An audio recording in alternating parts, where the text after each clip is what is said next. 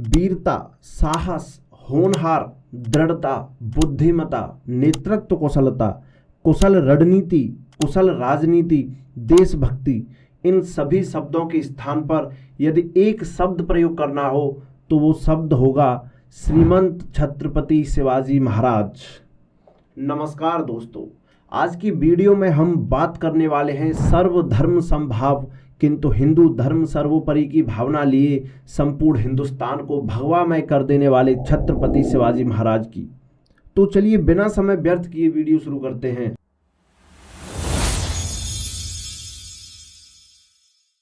छत्रपति शिवाजी महाराज का जन्म 19 फरवरी 1630 को शिवनेरी के दुर्ग में हुआ था। इनके पिता शाहजी भोंसले और माता का नाम जीजाबाई था। सर्वप्रथम इनके जन्म के समय भारत में गैर हिंदू राजवंशों की स्थिति के बारे में समझ लेते हैं। इस समय उत्तर भारत में मुगल बादशाह शाहजहां का शासन हुआ करता था और दक्कन में निजाम शाही और गोलकुंडा में कुतुब शाही का राज था। शाहजी भोंसले भी इस समय निजाम शाही में सेवारत थे। सेवारत तो क्या, अपने अंतिम दिनों में निजाम शाही अगर टिका हुआ था तो उसका मुख्य कारण शाहजी भोंसले ही थे। लेकिन शाहजहां द्वारा अहमदनगर पर कब्जा कर लेने के बाद मुगल बीजापुर शांति संधि के अनुसार शाहजी 1636 ईस्वी में बीजापुर के आदिल शाही सल्तनत में सेनापति के पद पर नियुक्त कर दिए गए और साथ ही इन्हें पुणे की जागीर दे दी गई। शाहजी भोंसले अपनी दूसरी पत्नी तुकाबाई मोहिते के प्रति ज़्यादा आकर्षित थे, तो वे स्वयं बीजापुर में रहा करते थे और पुणे की जागीर शाहजी ने अपनी पत्नी जीजाबाई और 6 वर्षीय पुत्र शिवाजी के नाम कर दी थी। अपने पिता से अलग अपनी मां के साथ रहने के कारण शिवाजी के चरित्र निर्माण में उनकी मां के व्यक्तित्व का गहरा असर देखने को मिलता है। जीजाबाई ने बचपन से ही शिवाजी महाराज को रामायण, महाभारत जैसे हिंदू धर्म ग्रंथों का ज्ञान देना शुरू कर दिया था, जिससे उनमें धर्म मार्ग पर चलने, स्त्रियों के प्रति आदर और सम्मान की भावना रखने जैसे एक आदर्श पुरुष के जैसे जो गुण होते हैं वो विकसित हो गए। मां के द्वारा सिखाए गए नैतिक गुणों के साथ साथ उनके संरक्षक और प्रतिनिधि दादोजी कोंडदेव ने शिवाजी महाराज को बुनियादी युद्ध तकनीकी जैसे तीरंदाजी, तलवारबाजी, घुड़सवारी के साथ साथ राजनीतिक और प्रशासनिक शिक्षा भी दी। शिवाजी महाराज के आध्यात्मिक गुरु रामदास ने उन्हें मराठों को संगठित करके धर्म की रक्षा करने का संदेश दिया। बचपन में ही शिवाजी के अंदर मां जीजाबाई, संरक्षक दादोजी कोंडदेव और गुरु रामदास से मिले ज्ञान के समायोजन से वे सारे गुण विकसित हो चुके थे जो एक प्रजा हितैषी और एक धर्मनिष्ठ राजा में होने चाहिए। शिवाजी महाराज जब इन मुस्लिम राजाओं की धार्मिक कट्टरता और प्रजा पर अत्याचारी नीतियों को देखते तो उन्हें बड़ा कष्ट होता। शिवाजी महाराज समझ चुके थे कि यदि धर्म को बचाना है, प्रजा के हितों की रक्षा करनी है तो स्वतंत्र हिंदवी स्वराज्य का निर्माण करना ही होगा। लेकिन ये इतना आसान नहीं था। इसके लिए शिवाजी को जरूरत थी एक ऐसी सेना की जो साहसी हो, वफादार हो, जरूरत पड़ने पर अपने देश धर्म के लिए, अपने वचन के लिए अपनी जान न्यौछावर करने से भी पीछे ना हटे। और ये सब विशेषताएं उन्हें मिली पुणे के पास मावल नाम के क्षेत्र में निवास करने वाले मावलों में। शिवाजी महाराज ने मावलों को संगठित किया और कहा कि हम हिंदवी स्वराज्य बनाएंगे। भले ही शिवाजी एक जागीरदार के लड़के थे, लेकिन एक 12-13 साल के बच्चे की बात कौन मानेगा। लेकिन शिवाजी महाराज के कुछ हम उम्र के लड़कों से मित्रता हो गई। शिवाजी महाराज ने उन्हें प्रशिक्षण दिया और उन्हीं कुछ बच्चों के साथ मिलकर एक छोटी सी सेना तैयार कर ली और इसी सेना के साथ मिलकर मात्र 16 वर्ष की आयु में इन्होंने आदिल शाही के सेनापति मुल्ला अली को हराकर रायगढ़ पर कब्जा कर लिया। सन 1647 में आदिल शाह बीमार पड़ गया। उसके बीमार पड़ने से राज्य में एक अराजकता का माहौल फैल गया। सामंत और जागीरदार इधर उधर भागने लग गए, टैक्स वैक्स देना बंद कर दिया। इसी का फायदा उठाकर शिवाजी महाराज ने 17 वर्ष की आयु में पुणे के दक्षिण पश्चिम में स्थित तोरणा का दुर्ग पर हमला करके उस पर भी अपना कब्जा कर लिया और उस दुर्ग से शिवाजी महाराज को बड़ा खजाना हाथ लगा, जिससे शिवाजी को अधिक शक्ति के साथ सेना और सीमा विस्तार करने में मदद मिली। लगभग 2 वर्षों के अंदर ही शिवाजी महाराज ने पुणे के आसपास के क्षेत्रों में स्थित राजगढ़, पुरंदर, कोंढाणा, चाकन, सूपा, बारामती, इंदपुर आदि दुर्गों को अपने कब्जे में ले लिया। शिवाजी महाराज का बढ़ता साम्राज्य अब आदिल शाह को खटकने लग गया। उसे लग गया कि ये लड़का ऐसे ही बढ़ता रहा तो ये मेरा राज्य खत्म कर देगा। आदिल शाह ने शिवाजी महाराज के पिता शाहजी भोंसले को आदेश दिया कि अपने बेटे से कहो नियंत्रण में रहे। लेकिन शिवाजी महाराज अपनी मुहिम में लगे रहे। आदिल शाह ने अब क्या किया, शिवाजी महाराज को कंट्रोल करने के लिए शाहजी भोसले को कैद में डाल दिया। उस समय शाहजी भोसले कर्नाटक में तैनात थे। उन पर आरोप लगाया कि इधर तो ये अपने लड़के को बीजापुर हड़पने में मदद कर रहा है और उधर से कर्नाटक में कुतुबशाही में मैत्री संबंध बनाकर कुतुबशाही में सेवा प्राप्त करना चाहता है। पिता को बंदी बना लिए जाने पर शिवाजी महाराज ने कुछ समय के लिए अपनी मुहिम को विराम दे दिया। 1649 में शाहजी भोसले को इस शर्त पर रिहा कर दिया गया कि शिवाजी अब बीजापुर सल्तनत पर हमला नहीं करेगा। शाहजी भोसले की रिहाई की शर्तों के अनुसार अब शिवाजी महाराज ने साम्राज्य विस्तार की दिशा बदल दी और दक्षिण पश्चिम में अपनी शक्ति बढ़ाने का प्रयास शुरू कर दिया। लेकिन इसमें जावली का शासक चंद्रराव मौर्य बाधा बना रहा। ये बीजापुर सल्तनत से मिला हुआ था। शिवाजी ने इसे स्वराज्य का हिस्सा बनने को कहा कि तुम हिंदू हो, हमारे साथ मिल जाओ, हिंदवी स्वराज्य के निर्माण में सहयोग करो, लेकिन ये नहीं माना। अंत में 1656 में शिवाजी महाराज ने जावली पर आक्रमण कर दिया और जावली को अपने अधिकार में ले लिया। जैसे जैसे शिवाजी महाराज का साम्राज्य विस्तार हो रहा था, वैसे ही प्रजा हितैषी नीतियों, न्यूनतम करों और दयालुता के भाव के कारण शिवाजी आमजन में काफी लोकप्रिय होते जा रहे थे। 1 नवंबर 1656 को आदिल शाह की हो जाती है मृत्यु। अभी शाहजहां का पुत्र औरंगजेब इस समय दक्कन में मुगल सूबेदार हुआ करता था। स्थिति का लाभ उठाकर औरंगजेब ने भी दक्कन पर अपना कब्जा करना चाहा। इधर शिवाजी महाराज ने जुन्नार, अहमदनगर सहित काफी दुर्गों पर हमला कर यहाँ से हाथी, घोड़े, हथियार और संपत्ति लूट ली। औरंगजेब ने शिवाजी महाराज से क्रोधित होकर बीजापुर सल्तनत से संधि कर ली। बीजापुर की गद्दी पर नया राजा आदिल शाह द्वितीय आसीन हुआ। इधर शाहजहां के बीमार पड़ने पर उसने अपने राज्य का बंटवारा कर दिया और अपने पुत्र दारा शिकोह को बादशाह बना दिया। औरंगजेब शाहजहां के इस फैसले से सहमत नहीं था, तो वो इस फैसले का विद्रोह करने के लिए दक्कन से आगरा की तरफ वापस आ गया। अब बीजापुर सल्तनत का दक्कन में एकमात्र प्रबल शत्रु शिवाजी महाराज ही बचे थे। शिवाजी महाराज ने समुद्री सेना बनाई। शिवाजी महाराज को father of the Indian navy भी कहा जाता है और समुद्र में स्थित मुरुद जंजीरा फोर्ट को भी कब्जाने का प्रयास किया। लेकिन मुरुद जंजीरा फोर्ट की भौगोलिक स्थिति ऐसी है कि कोई इसे अब तक जीत नहीं पाया। इस पर मैंने एक वीडियो भी बनाई है, आप जाकर देख सकते हैं, लिंक उसका मैं डिस्क्रिप्शन में डाल दूंगा। तो शिवाजी महाराज मुरुद जंजीरा फोर्ट को तो नहीं जीत पाते हैं, लेकिन अब तक करीब 40 से अधिक दुर्गों पर अपना अधिकार कर चुके थे। शिवाजी महाराज से बुरी तरह परेशान हो चुके नए सुल्तान आदिल शाह द्वितीय ने शिवाजी महाराज को मारने के उद्देश्य से अपने सबसे क्रूर सेनापति दैत्याकार अफजल खान को चुना। सन 1669 में 20 से 25 हजार की सैन्य शक्ति के साथ अफजल खान ने कूच किया। ये जो अफजल खान है, ये कोई आम सिपाही नहीं है। ये एक क्रूर दैत्याकार हबशी दरिंदा जो किसी से नहीं डरता, जिसके सामने आने की हिम्मत किसी शत्रु में नहीं है। ना कोई नियम, ना कोई कायदा, किसी पर दया नहीं। औरंगजेब को भी एक बार ये अफजल खान कैद कर चुका था। इसका शिवाजी को मारने के लिए जाने का अर्थ है शिवाजी खत्म, हिंदवी स्वराज्य खत्म। शिवाजी महाराज उस समय शिवपट्टम नामक गांव में थे। वहां से शिवाजी पहाड़ों में स्थित प्रतापगढ़ दुर्ग में चले गए, क्योंकि शिवाजी जानते थे कि अफजल खान और उसकी इतनी विशाल सेना से खुले मैदान में युद्ध करने का अर्थ है हिंदवी स्वराज्य के सपने और उसे प्राप्त करने में अब तक किए गए संघर्ष को बर्बाद कर देना। जिंदा रहोगे तभी तो देश के लिए लड़ोगे। ये बात अफजल खान भी जानता था कि शिवाजी से खुले मैदान में तो जीता जा सकता है, लेकिन इस पर सीधे पहाड़ों में जाकर हमला करने में बहुत खतरा है। शिवाजी महाराज को पहाड़ी चूहा कहा करते थे। वो गोरिल्ला युद्ध किया करते थे, गमीनी कावा। इस तकनीक से आप 200 सैनिकों के साथ में 20,000 से भी बड़ी सेना को हरा सकते हो। हरा क्या, मार सकते हो। गोरिल्ला युद्ध में क्या होता था कि शिवाजी महाराज की सेना के लिए तो वो पहाड़ घर के समान थे, लेकिन शत्रु सेना पहाड़ी रास्तों से अनभिज्ञ हुआ करती थी। तो अचानक से पहाड़ों में घात लगाए बैठे शिवाजी के सैनिक शत्रु सेना पर हमला करते और जितने शत्रु सैनिक हाथ लगते उन्हें मारकर फिर से पहाड़ों में भाग जाया करते। तो एक तो शत्रु सेना का वैसे भी मोरल डाउन रहता था कि पता नहीं कब कहां से कौन सी दिशा से मराठे आकर हमला कर दें। दूसरा, शत्रु सेना इनका पीछा भी नहीं करना चाहती थी कि इनके पीछे गए तो पता नहीं आगे पहाड़ों में और कितने सैनिक छुपे बैठे मिलेंगे। तो अफजल खान भी सीधे पहाड़ों में जाकर शिवाजी पर हमला नहीं करना चाहता था। उसने शिवाजी महाराज को उकसाकर बाहर निकालने के उद्देश्य से तुलजापुर में आतंक मचाना शुरू कर दिया।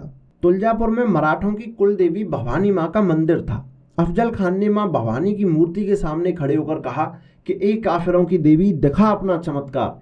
इन काफिरों को तो बाद में बचाना, पहले दिखा अपनी शक्ति और कर खुद की रक्षा। ऐसा कहते कहते अफजल खान ने एक हथौड़ा लिया और उस मूर्ति को जमींदोज कर दिया।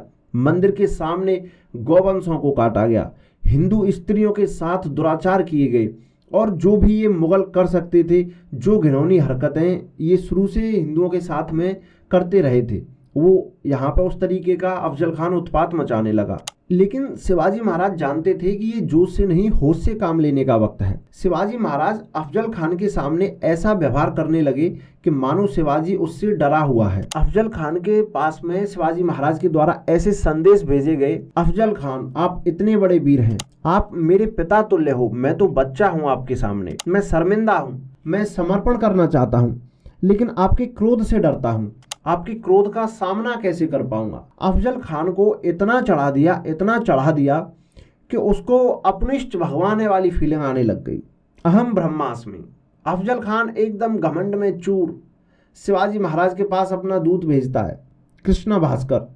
कहता है, शिवा तू मेरे पुत्र जैसा, तेरे पिता हमारे साथी थे, कोई नहीं तुझसे भूल हो गई, अब तू चल मेरे साथ, तुझे सुल्तान के सामने पेश करूंगा, तू सुल्तान के सामने सजदा करना, माफ़ी मांग लेना, मैं तुझे सम्मानजनक पद दिलवाऊंगा दरबार में, हीरे जवाहरात दिलवाऊंगा इनाम में, तू डर मत, तू चल मेरे साथ। जवाब में शिवाजी महाराज की वही बातें कि चाहता तो मैं भी यही हूँ, पर मैं बहुत डरता हूँ आपसे, आपके क्रोध से बड़ा डर लगता है, सुल्तान के सामने कैसे जाऊँगा, मैं शर्मिंदा हूँ। वही बातें। कृष्णा भास्कर लौटकर अफजल खान के पास गया। साथ में शिवाजी महाराज ने अपना दूत भेज दिया, जिनका नाम था गोपीनाथ। एकदम चाणक्य। अफजल खान को चढ़ाने में रही बची कसर ये महाशय ने जाके पूरी कर दी।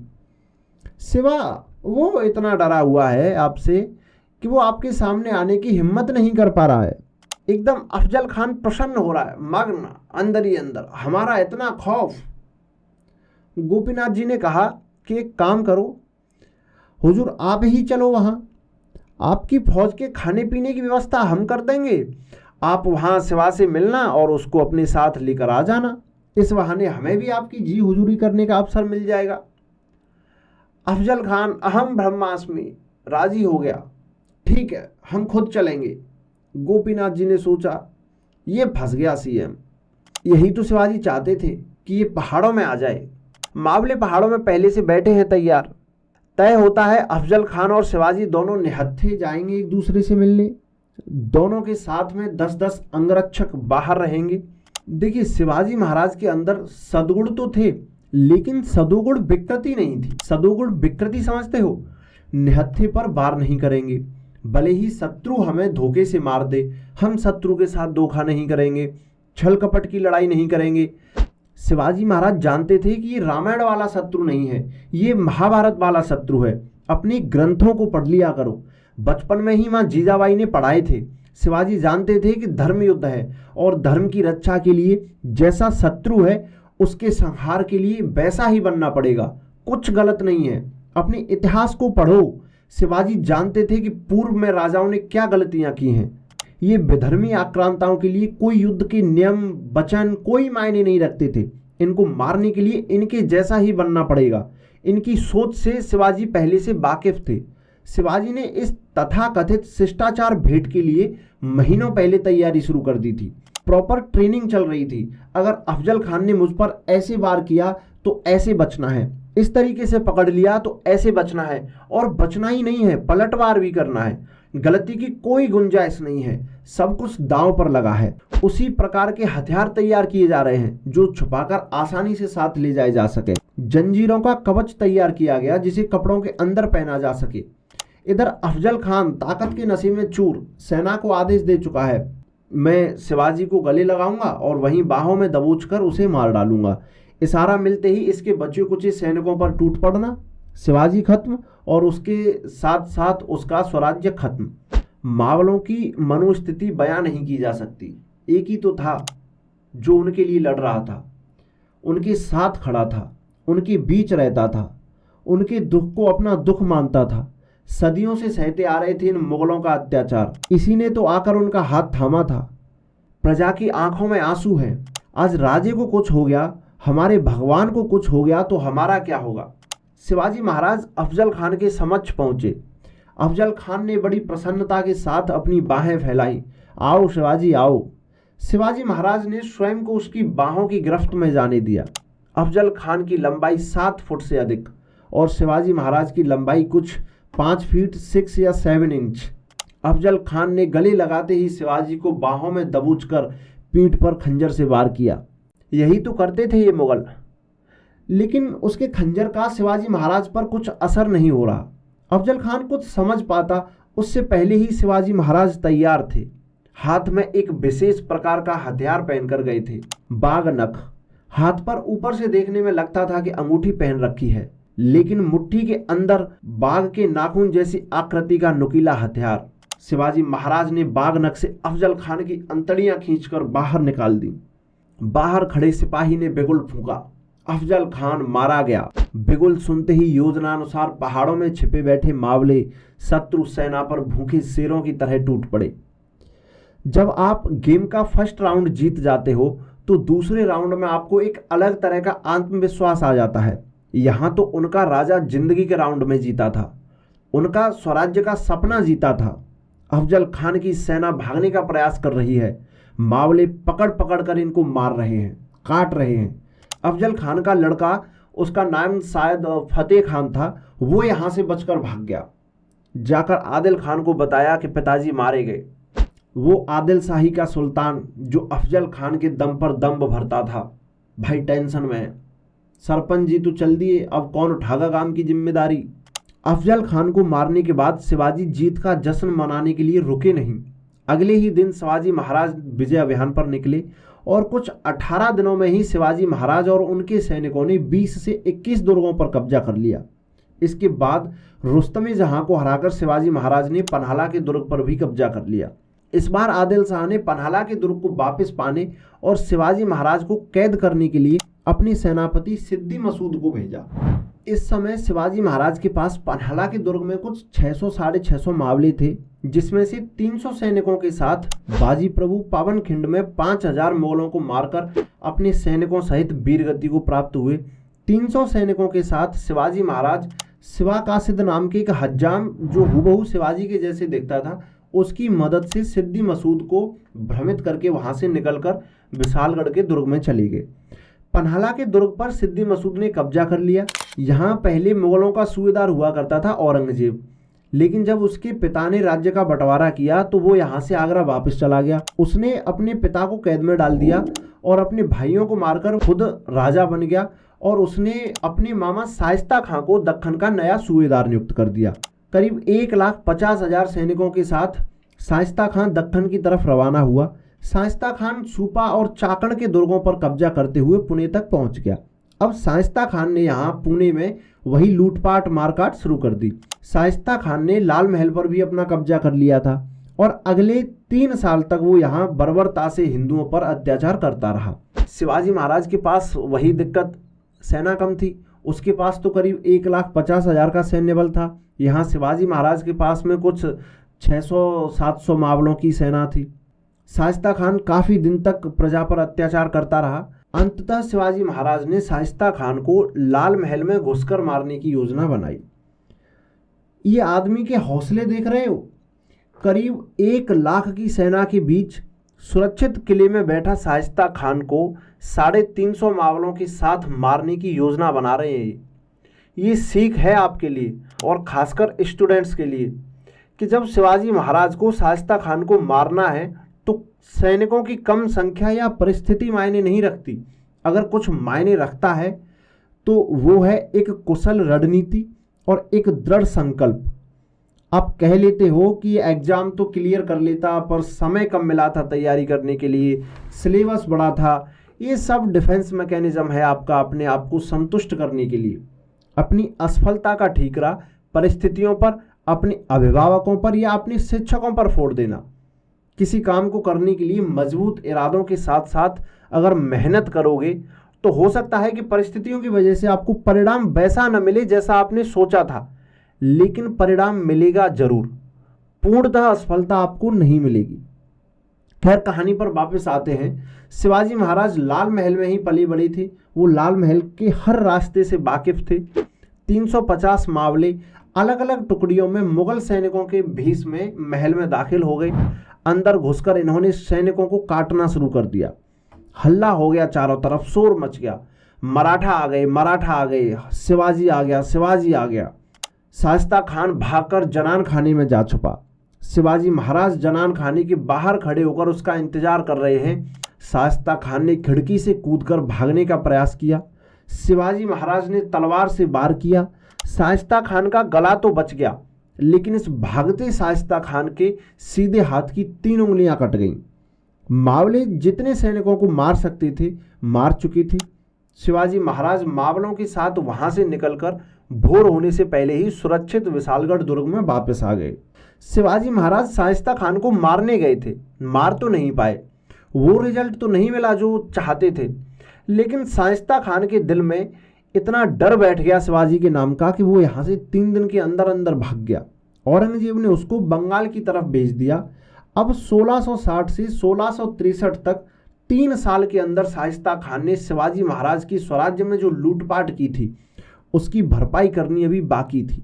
तो शिवाजी महाराज ने मुगल शासित क्षेत्रों को लूटना शुरू कर दिया। उस समय मुगलों के आधिकारिक क्षेत्र में आने वाला जो सबसे अमीर नगर था वो था सूरत। मुख्य व्यापारिक केंद्र, बड़े बड़े रईस व्यापारी, पोर्तुगीज, मसालों का व्यापार, भर भर के पैसा।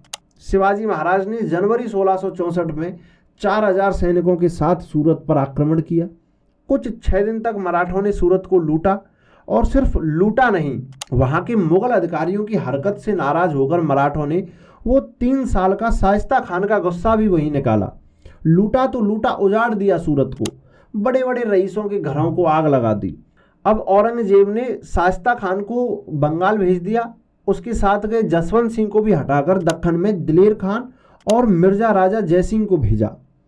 मिर्जा राजा जयसिंह मानसिंह कछवाहा का पुत्र, वही मानसिंह कछवाहा जिसने अकबर की तरफ से महाराणा प्रताप से हल्दी घाटी में युद्ध लड़ा था। तो अब ये मिर्जा राजा जयसिंह को दक्कन का जिम्मा सौंप दिया गया। मिर्जा राजा जयसिंह ने कुछ बीजापुर के सामंतों को अपने पक्ष में कर लिया। अत्याधुनिक हथियारों जैसे तोप और बंदूकें साथ लेकर शिवाजी के काफी दुर्गों पर कब्जा कर लिया। मराठे संख्या में कम तो थे ही, फिर भी बड़ी वीरता से विशाल सेना का सामना कर रहे थे। लेकिन सामना करने में और जीत हासिल करने में बहुत फर्क होता है। इस विशाल सेना के सामने मराठों की हार होनी तो निश्चित थी, साथ में नुकसान भी हो रहा था। तो यहाँ शिवाजी महाराज मिर्जा राजा जयसिंह से संधि करने की पहल करते हैं। वही तय हुआ कि दोनों निहत्थे लोग मिलेंगे और 10-10 अंगरक्षक साथ रहेंगे। लेकिन इस बार सामने मिर्जा राजा जयसिंह था। शिवाजी महाराज के मन में इस समय कम से कम वो अफजल खान वाला वो धोखे का खतरा तो नहीं था। भले ही मिर्जा राजा जयसिंह की स्वामी निष्ठा औरंगजेब के लिए थी, लेकिन वो था तो राजपूत ही, और एक सच्चा हिंदू, सच्चा राजपूत धोखा नहीं करेगा, ये बात शिवाजी महाराज जानते थे। संधि हुई। इस संधि की शर्तों के अनुसार शिवाजी महाराज के पास 35 किले थे, जिनमें से 23 किले औरंगजेब को सौंप दिए गए।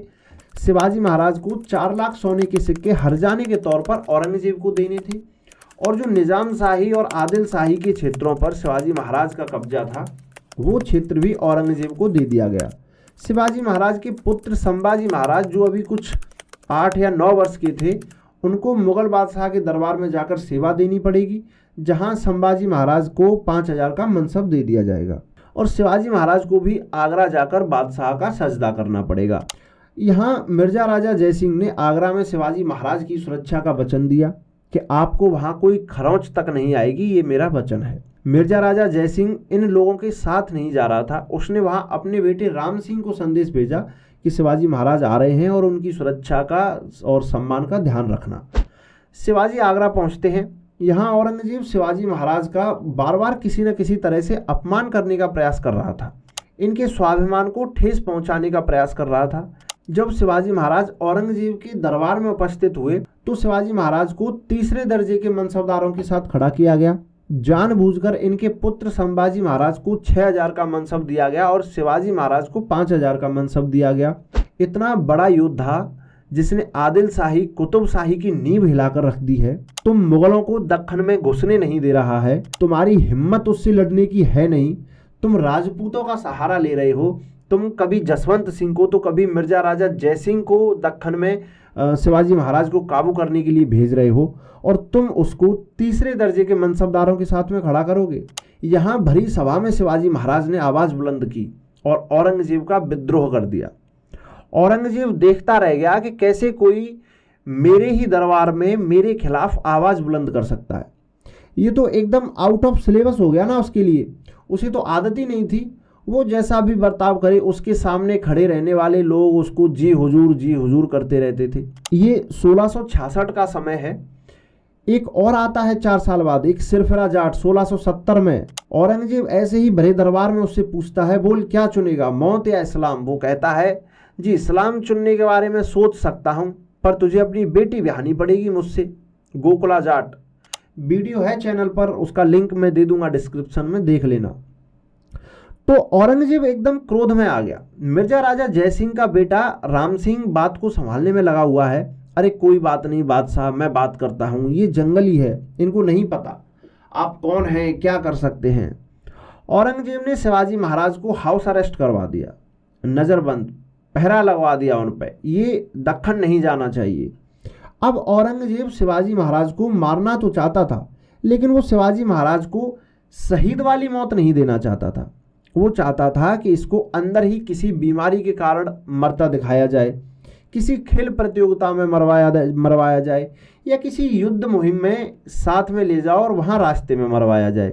क्योंकि अगर ये पता चलता है कि औरंगजेब ने इन्हें आगरा बुलाया और धोखे से मार दिया, तो मराठे अपने राजा से इतना प्रेम करते थे कि बच्चा बच्चा तलवार उठा लेता और मुगलों का वहाँ रुकना मुश्किल हो जाता। तो औरंगजेब ऐसे प्लान करता है, वो राम सिंह से कहता है कि शिवाजी को लेकर काबुल चले जाओ और वहाँ पठानों का विद्रोह का दमन करो। लेकिन राम सिंह औरंगजेब की किसी भी चाल को चलने नहीं देता है।